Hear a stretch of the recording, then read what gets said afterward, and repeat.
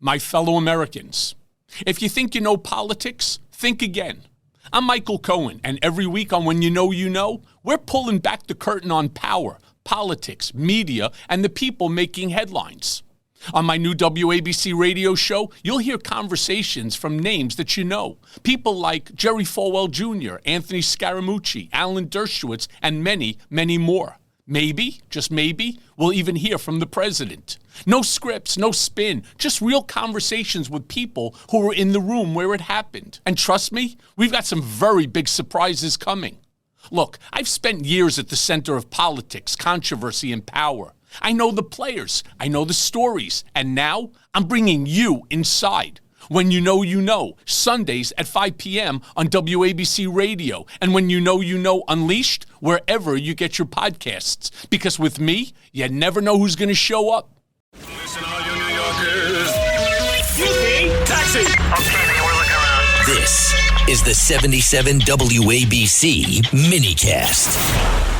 Welcome back into the Stone Zone on the morning of Thursday, July 9th in Palm Beach, Florida. What was formerly Palm Beach International Airport officially became known as President Donald J. Trump International Airport.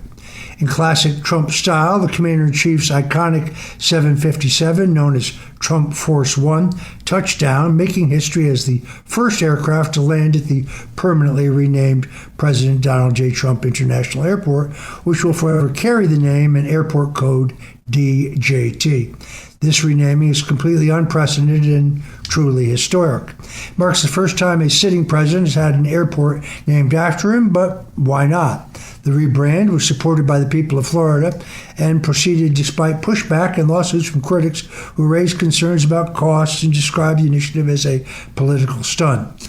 But I've seen the new signage, the fresh logos, the new uniforms, and the marketing materials are being implemented in phases to complete the transition while keeping operations at the airport running smoothly. The Trump Organization provided a perpetual license for the project, and the airport code transition was integrated efficiently for pilots, airlines, and passengers. On board Air Force One for the historic landing was Congressman Byron Donalds and his wife Erica, along with Eric Trump, Donald Trump Jr., and other supporters. Eric Trump said it best: "There's no person who's done more for Florida and our country, and no one more deserving than this incredible honor." It's not incidental that President Trump has endorsed Congressman Byron Donalds, Republican congressman from Naples, for the gubernatorial nomination here in the state of Florida, and polls show Donalds is running away with that contest, leading by more than 50 points. He also notably now has $90 million in the bank that he's raised for his campaign. The renaming of the airport, of course, celebrates the administration's strong economy, secure borders, and restored respect and love for America, achievements that Florida proudly recognizes. The airport will continue to welcome millions of travelers drawn to the sun, golf, opportunities, and positioning DJT Airport as a gateway to the American dream. Travelers arriving at the facility now encounter the new identity upon landing. Looking ahead, airport officials will continue rolling out additional signage, branding, and operational changes. Other U.S. airports named after presidents includes those honoring Abraham Lincoln, Theodore Roosevelt, Dwight Eisenhower, John F. Kennedy, Gerald Ford, Ronald Reagan, and of course, George H.W. Bush. The implementation has followed FAA procedures to ensure safety and continuity in air traffic management and passenger processing. Personally, I can't wait to at Trump International Airport. Meanwhile, the Department of Health and Human Services is proposing an injury table under the Countermeasures Injury Compensation Program, which handles claims related to COVID-19 vaccinations. The table would list vaccination-related injuries that government officials agree are supported by strong medical and scientific evidence, along with the time frame in which symptoms must appear. Undersecretary Robert F. Kennedy Jr., who polls show, by the way, is the most popular member of the Trump cabinet, HHS says it is restoring transparency and accountability, giving Americans accurate information about both the benefits and the known risks of medical countermeasures. To me, this is long overdue. For years, Americans were told to take the shot and stop asking questions. Trust the experts. Trust the science, we were told.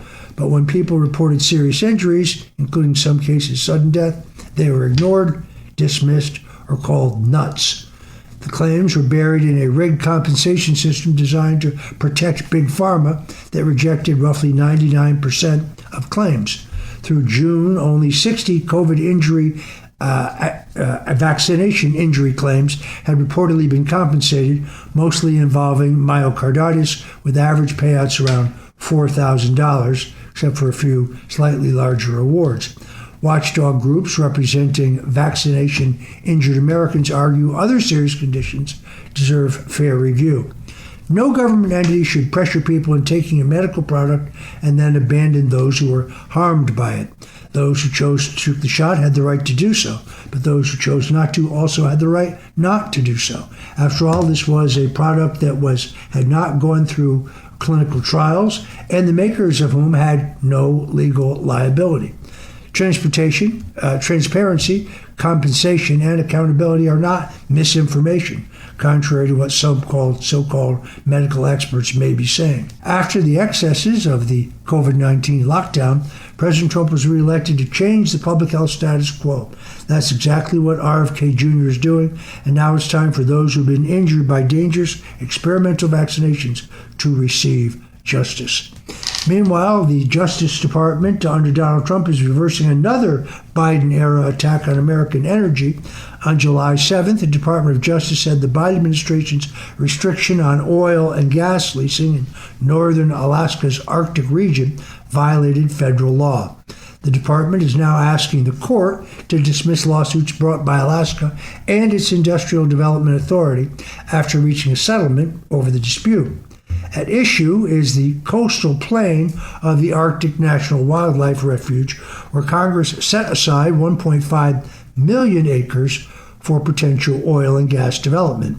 In 2017, Congress directed the federal government to move forward with responsible energy leasing in those lands. But Alaska argued that the Biden administration sabotaged that process with restrictions so severe that real development became economically and practically impossible. This is at a time, of course, when we are struggling for energy independence. Acting Attorney General Todd Blanche said that the Biden leasing program improperly limited Alaska's energy potential with unreasonable regulation.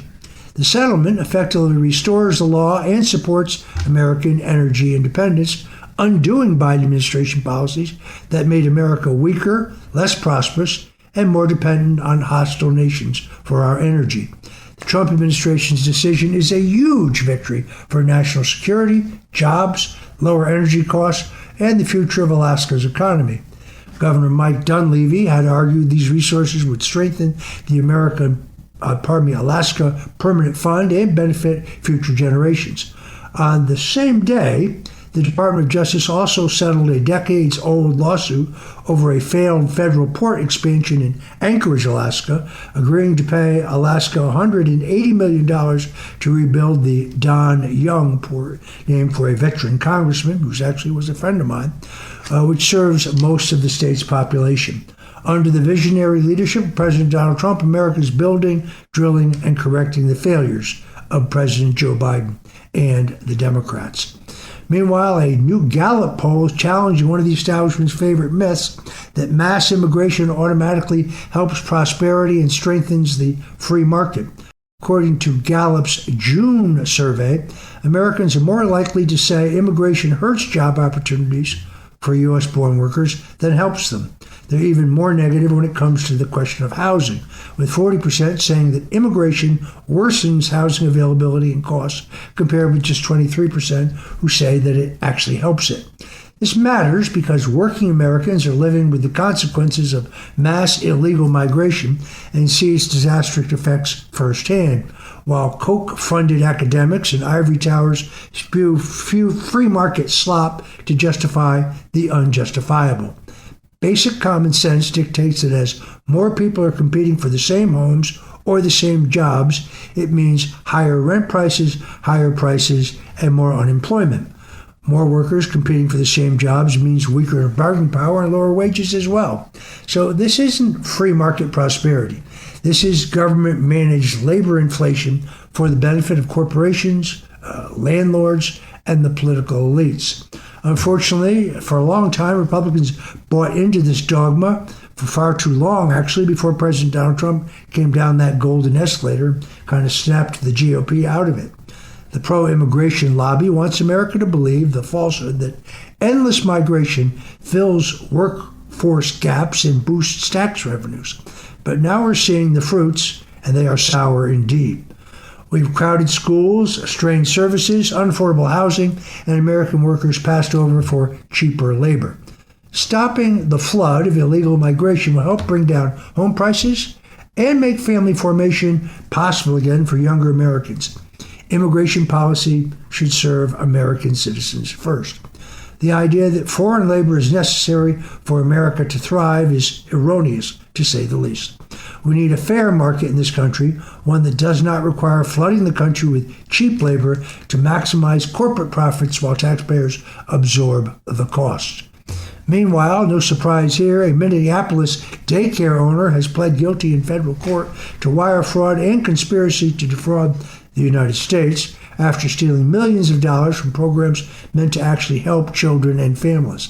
Fahima Egg Mahmood, former CEO of Future Leaders Early Learning Center near George Floyd Square, admitted to submitting fraudulent claims through Minnesota's Child Care Assistance Program and the federal child nutrition program tied to massive Feeding Our Futures scandal. Federal prosecutors say Mahmoud stole more than $4.6 million by filing roughly 13,000 fraudulent child care reimbursement claims between 2022 and 2025. She also was accused of falsely claiming her daycare center was serving huge numbers of meals to children, including submitting paperwork saying the center served 2 meals a day to 1,000 children 7 days a week. It was all completely fraudulent. Between January and July 2021, the daycare center received more than $850,000 of your tax dollars in federal nutrition funds. Now, prosecutors say only a fraction actually went to food. The case drew renewed attention after the young independent journalist Nick Shirley featured the daycare center in a viral investigation into suspicious Minnesota daycare operations. State officials later conducted checks and Future Leaders closed in January. This is exactly why independent journalism matters and why we ask people to listen to shows like The Stone Zone. While bureaucrats fail to protect taxpayer dollars, citizen reporters helped expose what government oversight missed. Nearly 100 people have now been charged in the Feeding Our Future scandal in Minnesota.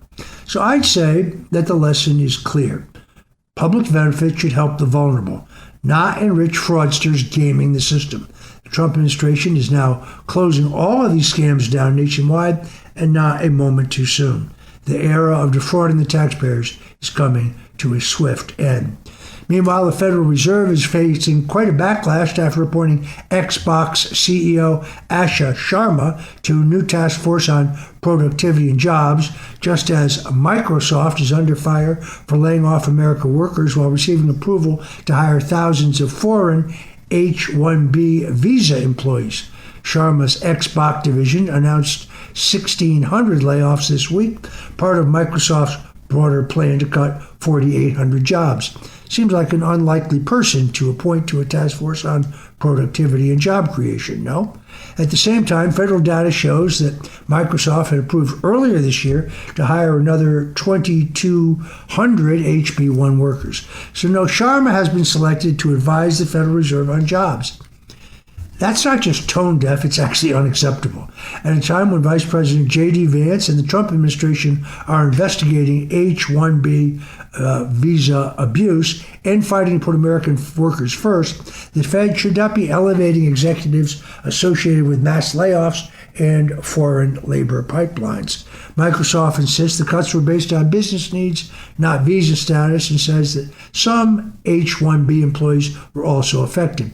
But the bigger picture here is corporate giants are cutting U.S. jobs, importing cheaper labor, then getting rewarded with prestigious government influence in the aftermath. Sharma is not the type of person who should be giving advice on employment to the nation's central bank. She should be removed from this task force as soon as possible, in my view.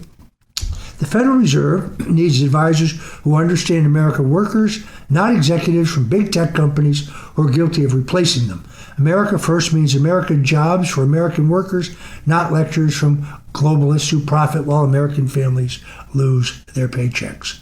Thanks for joining us today in the Stone Zone. When we come back, Argentina's President Javier Milei is taking another page from Donald Trump. Milei and I became friends, believe it or not, over what used to be Twitter, now is X, when he sent me a favorable direct message, and that bloomed into a friendship.